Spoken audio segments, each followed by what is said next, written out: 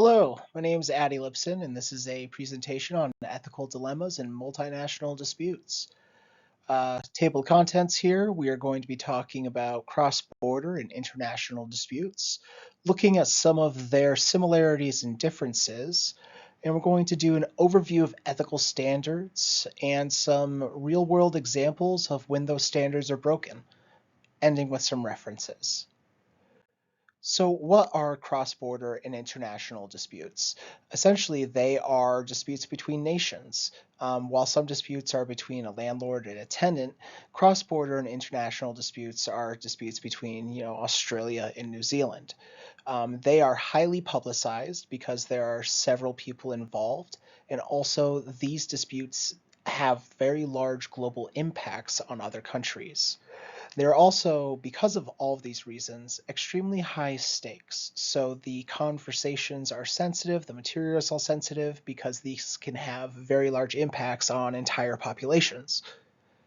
So there are some differences as well. Cross-border disputes are specifically disputes between two nations that share a border. So these are going to be neighboring nations. International disputes, however, can be between any two or more nations. So they could be nations in completely different hemispheres that are having a dispute. Because they are so there's a large global footprint, these are typically governed by international bodies. So operations like the ICC or the World Trade Organization are people that have the legislation over these sorts of disputes. Cross-border disputes, however, because they're neighboring countries, they have it's a battle between unequal national laws. So there's a lot of conversations on what jurisdictions need to be followed, what the penalties are, who gets that say, etc. Now, here's some basic ethical standards for mediators and arbitrators. I want to note that these are very overarching, and a lot of the governing documents for mediators and arbitrators, especially in cross-border and international disputes, state what the ethical standards are for that specific instance. These are general ethical standards that can be applied, but usually these are codified in some way in those writ standards. So first we have impartiality, integrity, confidentiality, and honesty. Let's take a little deep dive into each of those and bring up some examples of times that things did not go right there. So let's talk about impartiality. So impartiality is all about remaining neutral. What that means is to not act on any certain bias, whether it be in favor of something or against something. What that is in practice is making sure that opinions do not interfere with the service that the mediator or arbitrator is giving. With national disputes, there's a lot of personal attachment to it because a lot of times these negotiators are representatives of the countries involved, and that can lead to a lot of personal connection and thus bias. Um, they need to be self-dismissed if they don't think they can act if they don't think they are unable to act on that bias. They need to be able to say, I cannot be impartial, you need to choose a different mediator or arbitrator. So an example of impartiality not really being respected in international disputes is the World Trade Organization and the United Fruit Company. So, starting in 1899, Britain was privatizing land on Jamaica for the purpose of banana farming. This is because bananas were extremely cheap on the island, but because they were completely foreign to foreign nations, they could be sold at a high price, and they are fruit that continues to ripen on the length of a ship vessel.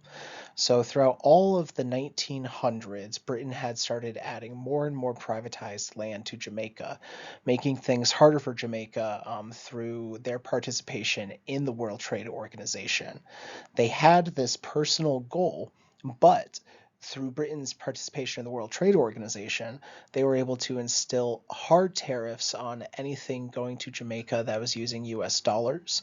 And it wasn't until 1992 that The United Fruit Company, who owned most of this land, was broken up into several subconglomerates.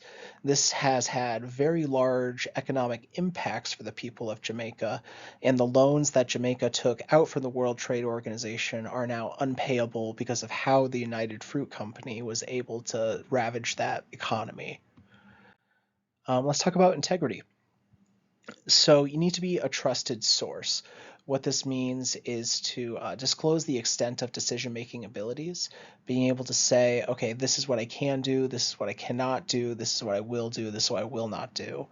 That really helps ground the expectations of those that are participating in ADR, and the mediator or arbitrator will save a lot of headaches further down the line by upholding integrity on the front end through that. You need to surrender authority. So, mediators and arbitrators are ADR practitioners. They do not instill their personal vendetta into that process. They are there to facilitate the process for two parties to reach the most equitable settlement, something that will be upheld by both parties to avoid future conflict. And you cannot use force. If you force someone to sign something, they're not going to want to uphold it. An example of when force was used and authority was practiced over another country is the Treaty of Versailles. The Treaty of Versailles was a document force signed by Germany that pretty much made Germany take full blame for what happened in World War I. This included heavy reparations that took 92 years from the Treaty of Versailles to pay off. These economic conditions that the Treaty of Versailles created the economic disparity that gave the Nazis the rise to power by being able to other people within their own country saying that they are the fault of the debt of Germany. Confidentiality. So, confidentiality means keep hush. Mediators and arbitrators handle a lot of private information that, if leaked, can have very large consequences. Given the scales of cross border and international disputes, these can result in several lives lost across countries. So, what does it mean to keep confidentiality? Maintain privacy to establish trust. While you are receiving this confidential communications by the parties that are involved in the dispute, you need to establish trust by making sure that those communications are completely sealed, that evidence does not leave that room. If people believe that there is a risk of what they are expunging to a mediator or arbitrator getting leaked to the general public, they will be completely disincentivized from wanting to share that confidential information. Confidentiality needs to be upheld by everyone, not just the mediator/arbitrator. Each party involved in ADR needs to uphold confidentiality, or it will have long-lasting disastrous impacts on that dispute. And this confidentiality is what all of ADR is based on. The mediators and arbitrators hear this potentially harmful information from both sides, find the truth in the middle that neither side can see because of their positionality, and then guide those others to that third point of resolution. A time that this wasn't followed was the XYZ affair that resulted in the Quasi War. So, 1797, the Americans were having ongoing issues with the British, and they wanted the French help in trying to infiltrate the British to harm their trade lines.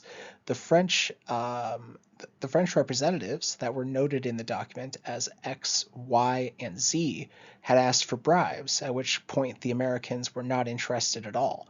News of this got leaked, and in 1797, the Quasi War started, which was a very bloody naval war between the US and France that lasted until 1800.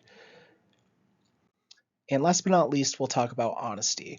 So, honesty is essentially being the guide, being that source of truth and transparency, and making sure that those that are participating in that dispute are not leading themselves toward harm. So, what does this look like? Need to have transparency about process and costs.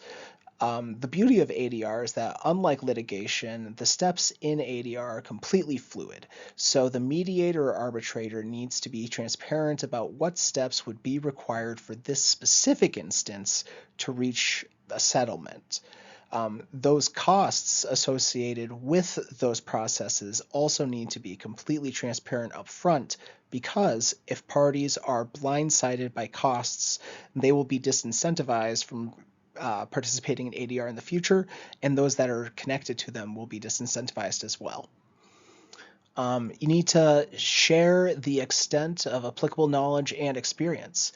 Not every mediator and arbitrator knows everything in the world. If there is a knowledge gap, there is a ethical responsibility for that practitioner to say that there needs to be more info gained in order to get the most resolute settlement for this dispute. And they need to be acting with the best intentions. ADR practitioners need to take the mantra of do no harm seriously. Sometime that honesty wasn't followed and it caused a lot of harm was during Operation Enduring Freedom. So late 1999, Al Qaeda starts rising up in Afghanistan, and this results in the World Trade Center incident on 9/11. Following that, President George Bush started to put down the legal framework to legitimize a war against Afghanistan. Once that paperwork was approved, they launched Operation Enduring Freedom, citing that Afghanistan had weapons of mass destruction, and it was the US's duty to go out and destroy those weapons of mass destruction to prevent terrorism. This was a lie, and this lie led to several countries, several first world countries like Australia, Canada, and England, offering aid through funds, weapons, men, etc., to continue to bomb Afghanistan when there was no verifiable evidence that there were weapons of mass destruction. They were never found. So to wrap this up, here are some references. If you want to learn more, you can pause there and read them. But thank you so much for watching this presentation. Have a good one.